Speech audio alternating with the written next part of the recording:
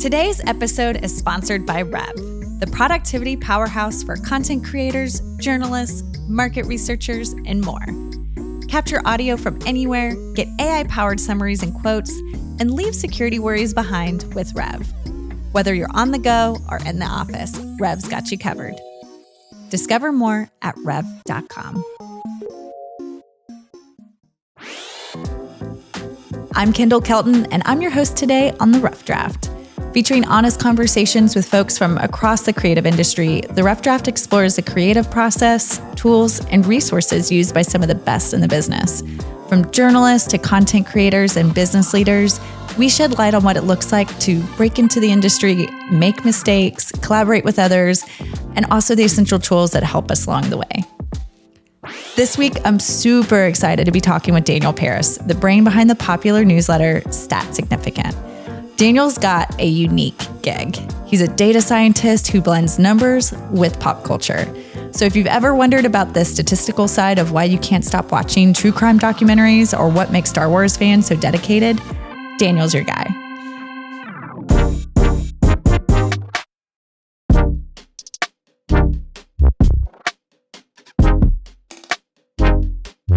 So I want to kick things off by having you tell us a little bit about how you stumbled into this, what it means to be a data scientist in that sense to you, even though that might not have been what you intended to do with your career at first. Start at the beginning. So when I was 8 years old, I watched an American Film Institute special on the 100 greatest movies.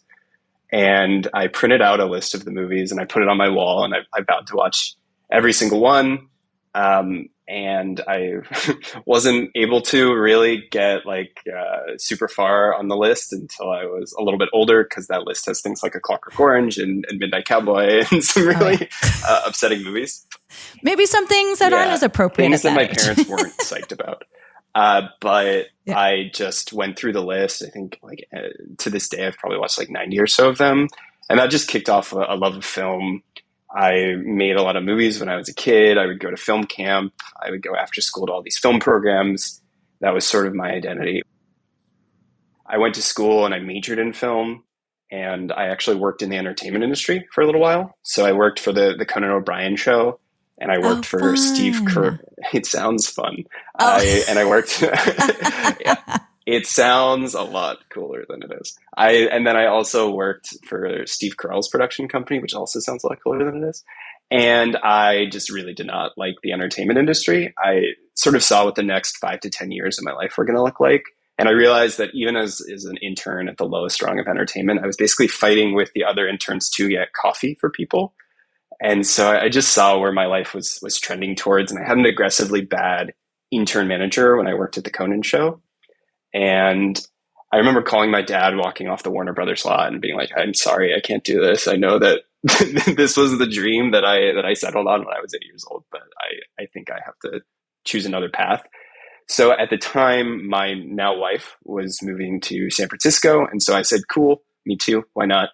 And I was told that if you move to San Francisco, there are a lot of tech jobs there. So I got a job working at a travel startup doing sales. And I was actually quite bad at sales.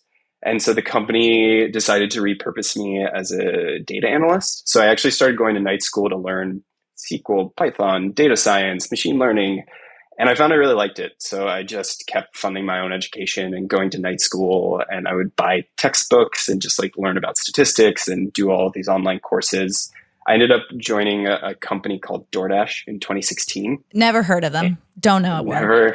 Yeah. I'm kidding. At the time, they were this crummy little startup, but I was one of the first data science hires. And I stayed at the company full time for 6 years, doing a bunch of different data science projects. And by the time I left, the company was around 10,000 employees. So just a crazy ride. It was a great environment to learn, just because I basically lived through 30 different types of company. I saw it when it was a little startup. I saw it when it was growing really fast. I saw it when the pandemic happened and it was growing even faster. And I got to work on a bunch of cool different things. I left in 2022 because it was definitely different than the company I'd first joined. And since then, I've been doing data science consulting. And then I realized that I kind of just missed movies and entertainment, and I had felt like I'd been away from that stuff for too long. So I just sat down one day and I was like, well, what if I combined the stuff I loved when I was 10 years old with this, vocational skill set that I've cultivated over the last few years, and effectively what was born was Stat Significant. And it's been a blast. A lot of people write about movies on the internet, and I wanted to figure out, is there a way that I can come at this that's unique, both unique to my skill set and then also allows me to talk about these things and pay reverence to them, but in a way that's maybe different than how others are talking about these things on the internet. Your topics are so unique. They're really fascinating. And I feel like my favorite part of the articles is I usually lay out a question, then I provide like a few different graphics and visualizations, like things that I've found by digging into data. And then there's usually like a section that I call final thoughts, where I feel like I effectively like shoehorn a more like editorialized opinion. One of my personal favorite ones that you wrote, it was from a few months ago, the When Do We Stop Finding New Music? I'd love to hear a little bit more of how do you stumble upon some of these topics, and then how do you get going in terms of gathering the data that you need? This is usually heavily driven by something that has happened to me in my day-to-day life. So as an example, the When Do We Stop Finding New Music article was because Spotify launched this new DJ feature. It's an AI DJ. And I realized that it was just spoon feeding me music from when I was 13. And to be fair, when I listened to Spotify, I only listened to music I liked when I was 13. But the idea that this person, the DJ would reference, here is the year of the songs that I'm playing for you. And I kept realizing this is within a very tight band of years. And after the third My Chemical Romance song or the fourth Fall Out Boy song, I started realizing that it crystallized as something that felt like more than a trend. And I had thought about this topic a few times before. And so I guess I put it in this long running list I have of ideas. And at this point, it's got about 100 ideas. Some of them are absolute garbage. I'd say 90% are never going to be made into an article. And then some of them I'm slowly collecting different data points and data sets on and trying to figure out is there maybe something topical that's about to happen that could be a good tie-in, or is there an into this article that a good question to sort of lead with? And I guess going back to the When Do We Stop Finding New Music, I found a lot of really good data. So, this has been studied by different researchers. This has been studied by Spotify employees. This has been studied by the New York Times. And so I was able to gather all of that data. Let's chat through a bit more about your writing process, because it takes a lot of discipline from what I've read, and would like to, help our audience get a little bit of a peek behind the curtain of what you do on the daily, because it is quite, it's a labor of love. Yeah, it is a labor of love. Sometimes I joke to myself that I've created the world's worst business, because it's 10 to 20 hours for each article. Right now it's a free Substack. So, it's 10 to 20 hours that just goes out into the abyss, and there's no compensation, which is fine because I really love doing it.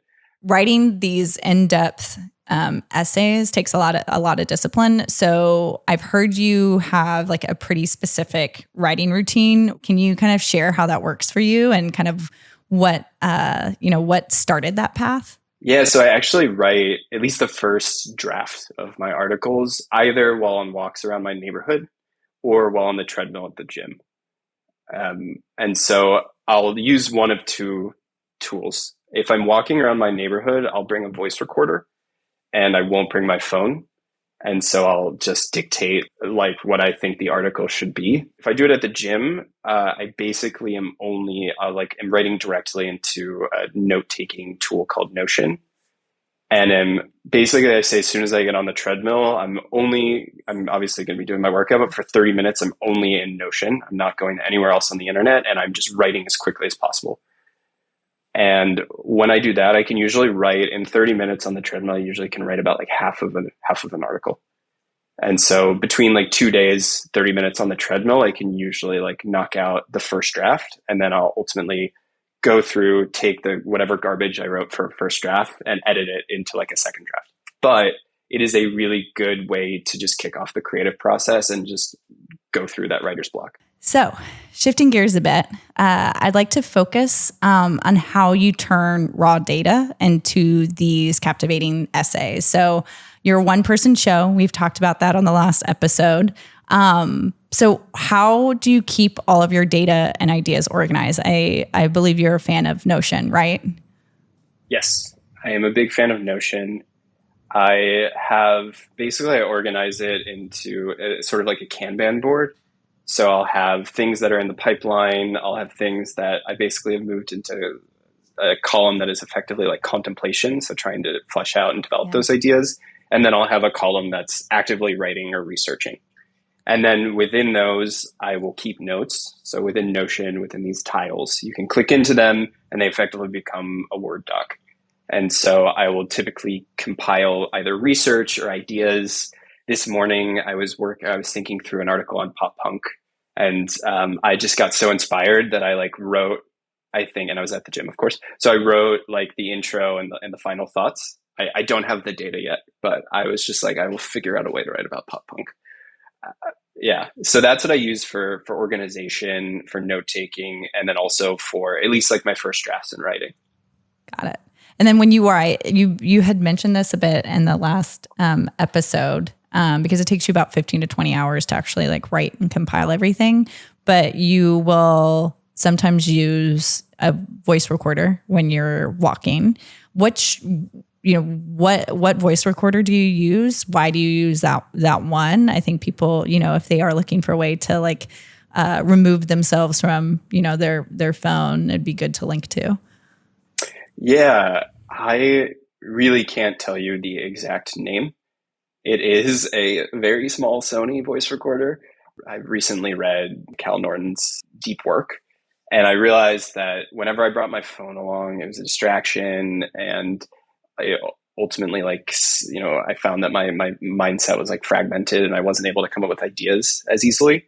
So I was just like, what if I brought out a voice recorder, and whenever an idea came up, I would just dictate it. It's really nice to walk around my neighborhood and feel like I'm both outside in nature and effectively writing an article. It's kind of like a weird thing to balance, but it's actually quite a nice experience. I mean, it's whatever gives you creative joy, right? It's whatever kind of like sparks that like willingness to sit down and write. So I'm here for it. So for those of us who aren't data scientists like myself, finding the right like data sets can feel daunting. I do a lot of writing, a lot of different types of writing, but when I'm trying to find things to source or to back up my own claims or ideas, there are a plethora of AI tools available today to help synthesize information, and it can be overwhelming for people who don't quite understand intimately data. So how do you source data for your essays? Like, what are your go-to tools? Yeah, so my number one go-to is a site called Kaggle, which is a site for people who are interested in upskilling their data science and machine learning skills. They just have this giant repository of data sets, and they're fair use data sets as well. And so for me, I've been able to grab, there's a data set of 7 million records of movie grosses and budgets and actors and actresses. And it's this extremely robust data set that I've been able to use in a bunch of different analyses. There's stuff on TV, there's stuff related to music and Spotify. So that's usually my first step, and that's where I get about 80 to 90% of my data sets. And then other than that, I subscribe to a listserv called Data is Plural, where each week I get sent 5 unique data sets. And so I found some really unique data sets. And oftentimes, like as an example, there's a data set compiled by a bunch of economists that's basically every notable, quote unquote, notable person, like historical figure who's lived since, I forget, it was like 3500 AD, not AD, BC. And it's like a super helpful data set because I wrote an article on like how has celebrity changed over time. And so it's really whenever I can get something that's truly unique, that's always a treat. And so those are really actually my main like go-tos. And then you also feature, when you're trying to bring these to life, some pretty cool visualization. So graphs, sometimes you throw in some memes and GIFs, but I think you rely on one particular tool maybe for those. Do you mind sharing that? Yeah, of course. Yeah. So I do my data analysis. So that's like transforming the data, aggregating the data, joining together data sets. I do that in Jupyter Notebook, which is kind of like the go-to data science manipulation tool.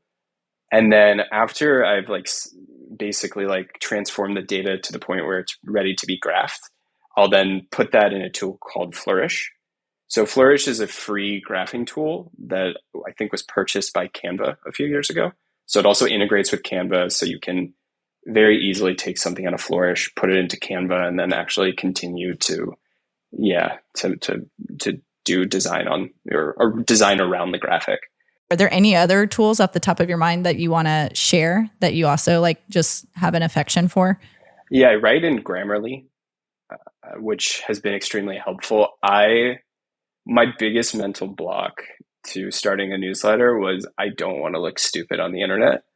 And I think my like biggest fear was having just like it's kind of like those anxiety dreams you have about showing up to school and not knowing that there's a test.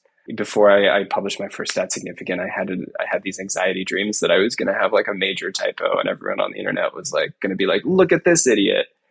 And so Grammarly is at least a good way to de-risk, make sure that you don't make some pretty like basic day one mistakes. And to be honest, I still have made big mistakes and it's been fine. I just edited and it all turns out great. So you wrote an essay. Why do people hate Nickelback so much? And people absorbed it like I did. And you kicked it off with, how does one explain Nickelback and how does one explain the band's remarkable second life as a meme? So I want to ask you to walk us through why Nickelback? What were you doing on some sunny day in California, walking around and all of a sudden thinking about Nickelback? Yeah, I was talking with my friends and Nickelback came up, and I think it's like one of those sort of picture perfect moments that you see in a movie where someone says the thing and then in the next scene they're doing the thing that they said, where I think I said something like, it'd be cool if you could quantify how terrible they are. And then I like went home and was like, can I quantify how terrible they are? And for the record, I actually am like very lukewarm on Nickelback. Like I like some of their songs. I think some of the complaints are valid. I don't have like a super strong belief that they're undeserving of the attention that they get. So basically, it came out of a conversation with friends, and I was like, okay, if I can find like 2 or 3 valid reasons why people dislike this band, then yeah, I'll definitely write this article. Well, you laid out 4 hypotheses in your essay about this.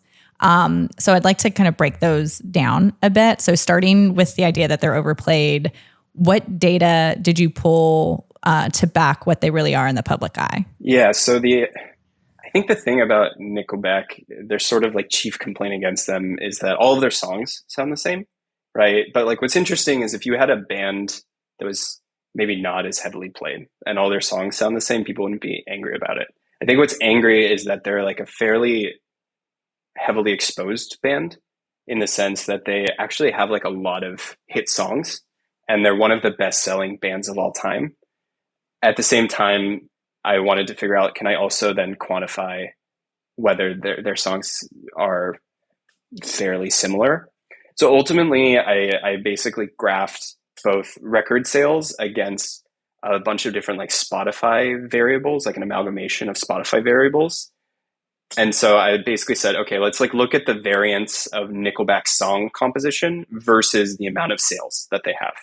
And ultimately what I found is they're actually pretty unique in the fact that their songs are quite low variance when you look at all of these different aspects of song composition. And for given that low variability, they're also extremely high selling. So they were like one of the main like 2 or 3 outliers that is like low variability, high record sales, right? And so what you get is people are listening to a lot of songs that actually quantifiably do sound pretty similar. Well, and it was interesting. I guess if you would have asked me a while ago if I would have associated Nickelback with having country genre influence. I would have been like, what? Like, no. And then I read your article and I was like, oh, that actually kind of makes sense. And they were falling into that category alongside a lot of country artists. Yes. I think the other artist that was like most similar to them was Toby Keith, who's an American country star. That was something that I hadn't previously thought of. And I actually found other data subsequent to that view that really like framed it as like they are kind of reminiscent of a country band. I think they often are called like a post-grunge alternative country mashup. So there are actually like a lot of different micro genres like put together in this one band. Well, and then the other interesting thing, and I think a lot of people associate this with the country genre, is that sometimes they get put in this box of it's just the same song on repeat over and over and over again. And I think you found that also, and within one of your hypotheses for this, there was like an interesting an interesting quote of somebody who was saying they have 89 songs, but essentially it's the same 3 songs over and over and over again. Yeah, I think I quoted a music journalist who, you know, like many people on the internet, just, you know, took their shot at Nickelback. Yeah. But you also mentioned that socio-political factors might play a role also in it, which was really interesting. I didn't go into it being like, I see the world and, you know, right and left. But I was like, okay, you probably have music critics who are mostly left-leaning. And so I was like, why? One of the cuts that I looked at earlier was basically like sales versus critical acclaim. So I looked at like Metacritic reviews for Nickelback, and then I also looked at sales. And they were also an outlier in the fact that their albums received quite low scores from music critics, but they obviously have a lot of sales. And so my question was like, okay, who's listening to these albums, right?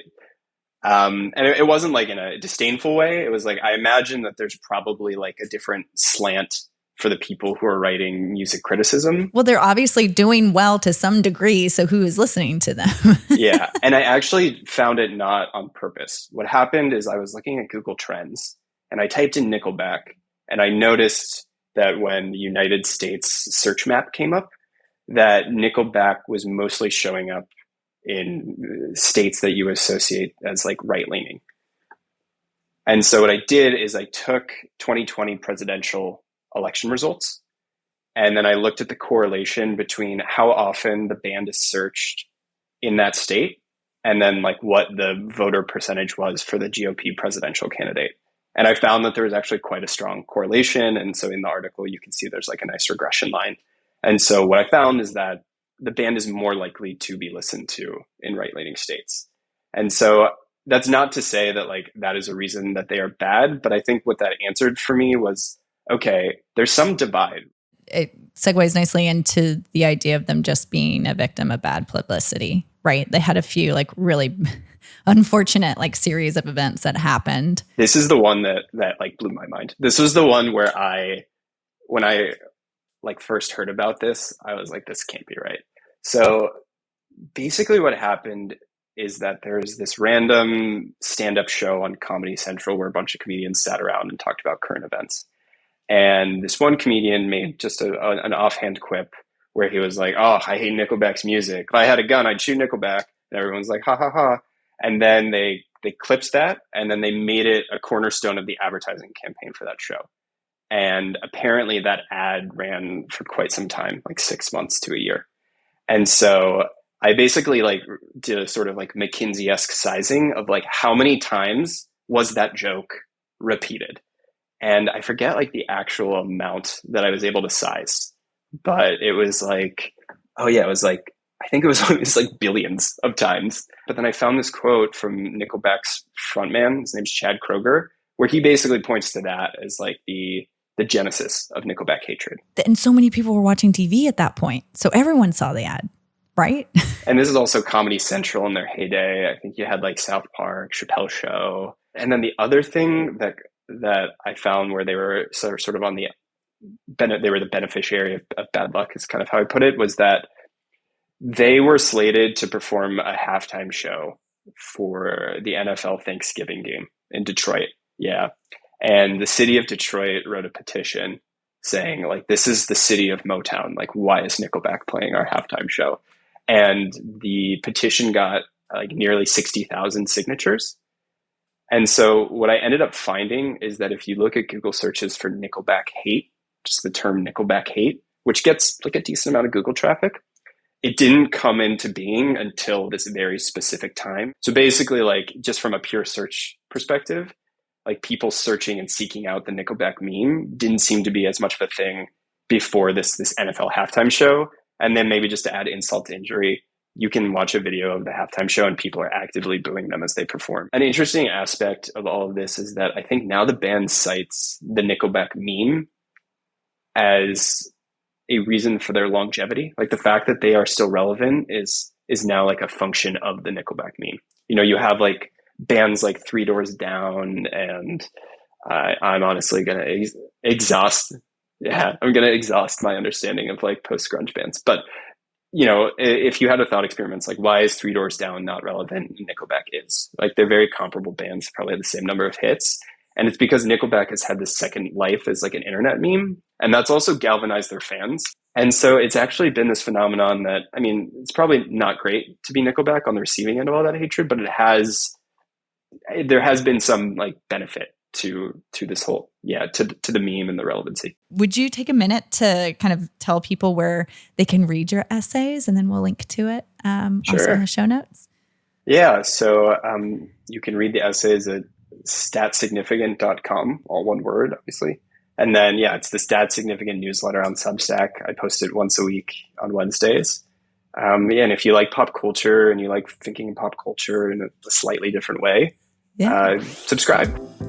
Well, that's it for today's episode of The Rough Draft. To learn more about our guest and to find links and resources related to the conversation, check out rev.com/podcast. If you enjoyed today's conversation, be sure to rate and subscribe in order to stay up to date with the latest episodes. Thank you for listening, and we look forward to seeing you again on the next episode of The Rough Draft.